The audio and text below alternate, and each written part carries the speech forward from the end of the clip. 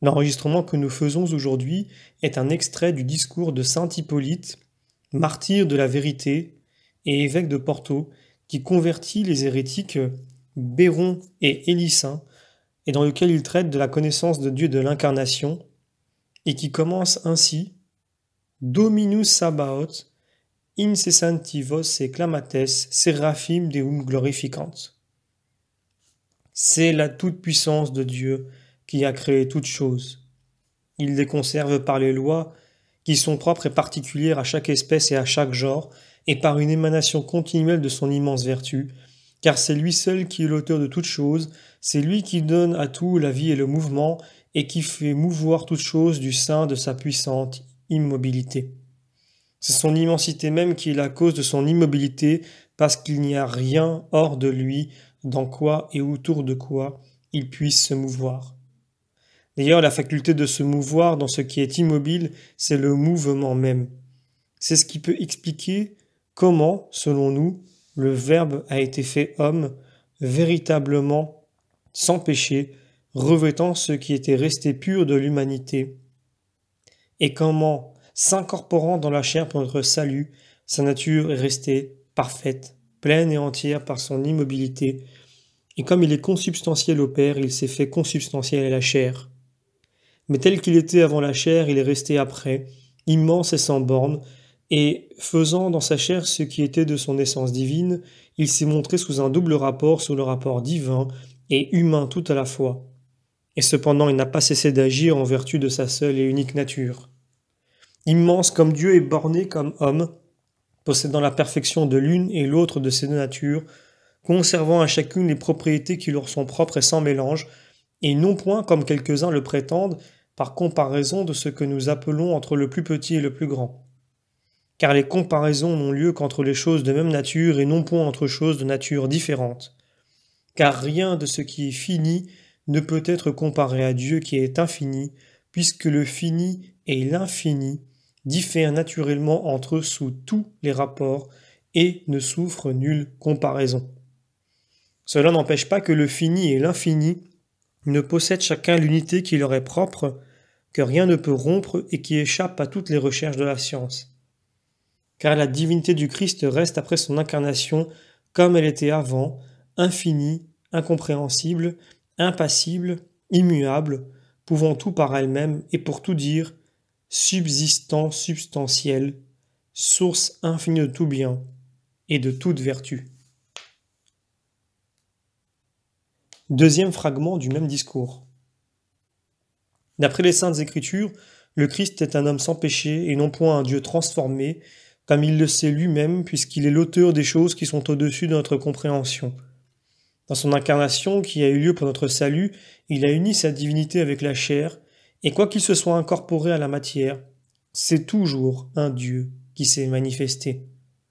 Car ce n'est pas la chair qui est devenue une divinité transformée, est en fait la chair d'un Dieu, mais elle est restée chair humaine, quoique unie à la divinité, c'est-à-dire une chair faible, sujette à la souffrance et aux infirmités, et comme le dit le Sauveur, l'esprit est prompt, mais la chair est faible. Il a fait et souffert sans péché les choses qui étaient de la nature de la chair, fortifiée qu'elle était par les prodiges de sa divinité. C'est pour cela que le Dieu de l'univers s'est fait homme, afin que, souffrant dans une chair sujette à la douleur, il racheta ainsi toute l'espèce humaine qui était dévouée à la mort par le péché et lui rendit, par l'effet de la merveilleuse union de sa divinité impassible avec la chair, le don de l'immortalité dont elle était déchue depuis son alliance avec le démon. C'est ainsi que le mystère de son incarnation devait à jamais fixer la destinée des substances intelligentes qui peuplent le ciel, les rendre impeccables, ce qui est en effet le résultat et le couronnement de tous ses travaux. Il a donc, même après son incarnation, conservé le caractère de sa divine immensité, sans contredire sa nature, qui pouvait descendre et se plier à l'acte de l'incarnation qu'elle contenait en principe et qui s'est manifesté miraculeusement dans sa chair sacrée. En opérant le salut du monde par l'intervention d'une chair sujette à toutes les infirmités, il a voulu donner une nouvelle preuve qu'il était Dieu. Troisième fragment du même discours. Je veux montrer que ma parole avait le pouvoir d'exprimer ce que j'ai dit relativement au Sauveur. Car si ma parole est mobile et flottante, c'est que la qualité de l'esprit dont je suis doué comme être raisonnable et intelligent est la mobilité même. Le langage, dont la langue est l'organe naturel, se produit au besoin ou par la parole ou par l'écriture. Avec le secours de l'art, il s'exprime par des caractères tracés. Il trouve ainsi un moyen d'expression dans des choses qui n'ont aucun rapport avec lui ou même qui lui sont opposées dans leur nature. Car ma parole ne vient ni de la langue qui la parle, ni des caractères qui la tracent aux yeux, quoique nous nous en servions pour l'exprimer, mais elle est produite par mon intelligence, s'exerçant suivant les lois qui lui ont été données, et puis se manifeste au dehors suivant ma volonté, soit par le langage, soit par l'écriture.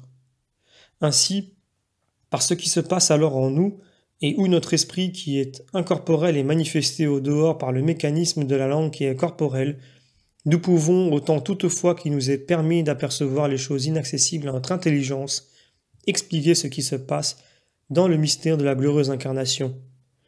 Car ici, l'opération divine et incorporelle se manifeste par la chair corporelle, sans souffrir la moindre modification de sa puissance infinie, demeurant infinie, quoiqu'elle se montre dans une chair finie. Car ce qui naturellement n'a pas été créé ne saurait recevoir de banc d'une nature créée, bien que dans l'acte d'une conception corporelle il s'unisse à celle-ci et il lui prête son secours.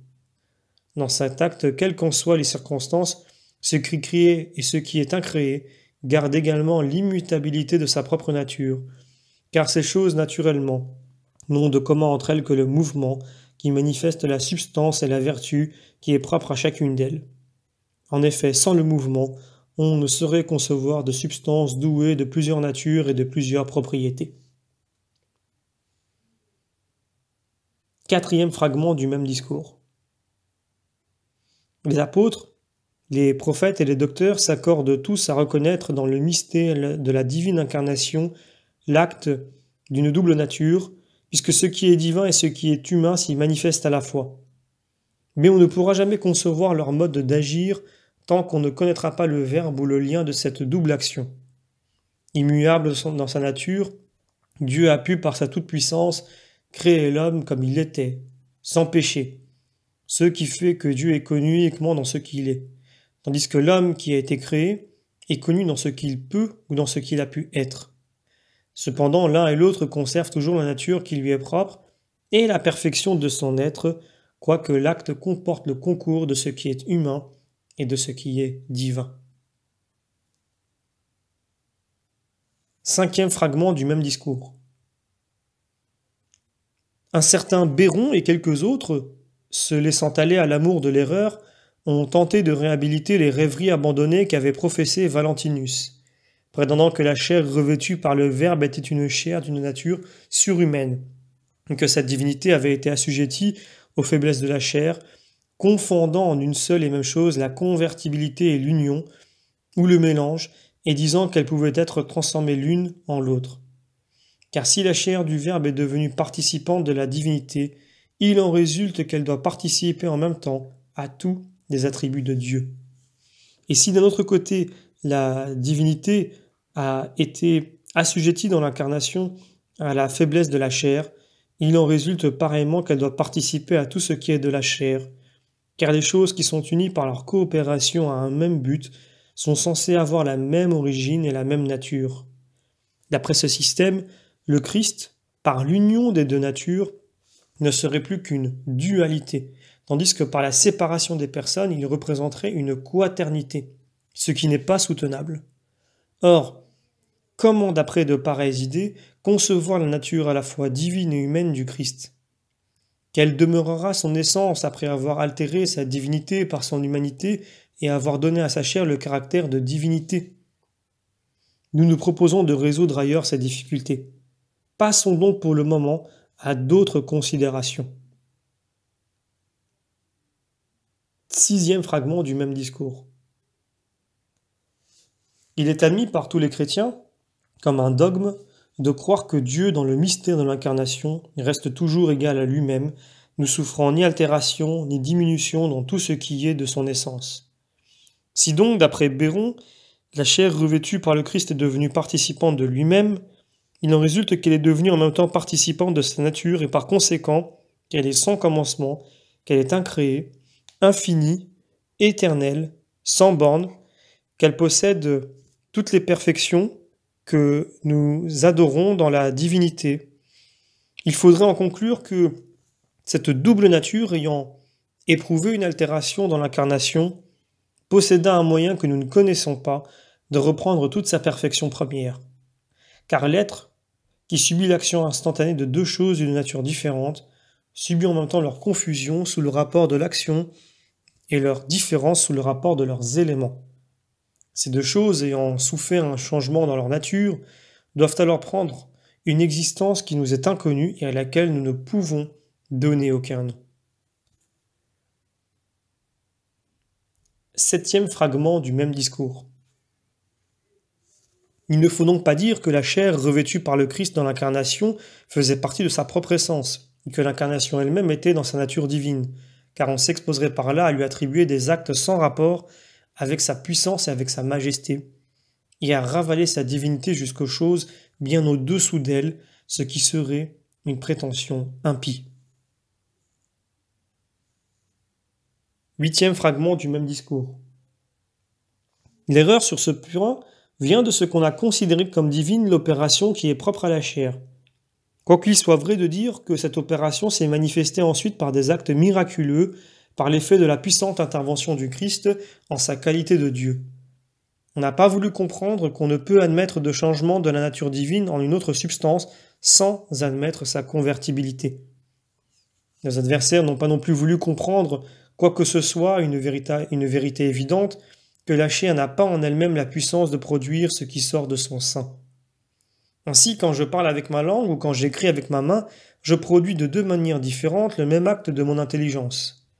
Mais il n'y a aucune nécessité pour que cette opération naturelle, et qui existe dans mon esprit, se produise au dehors plutôt par ma langue que par ma main.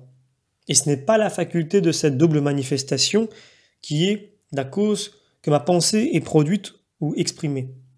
Car personne n'a jamais vu ni langue, ni une main douée de la faculté de penser.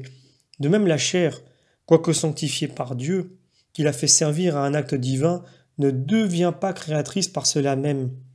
Mais il faut reconnaître que Dieu, pour notre salut et par l'union de l'infini avec le fini, a mis, par l'inviolable conception de la Vierge Marie, son essence divine dans un corps mortel, et s'est ainsi fait homme exempt de souillure.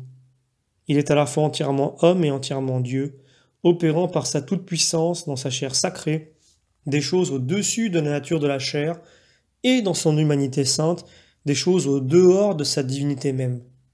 Son corps n'a aucune action divine et sa divinité ne fait rien d'humain. Sa divinité et son humanité conservent ainsi chacune leur propre nature, coopérant chacune en ce qui leur convient, à l'acte divin de l'humanité du Verbe qui est exempte de toute infirmité. C'est ce qui explique pourquoi Béron, confondant sans raison et puis séparant de même la divinité et l'humanité du Christ, aboutit à une négation absolue, ne voyant pas que le même acte opéré par les deux natures suppose leur intime union et leur coexistence.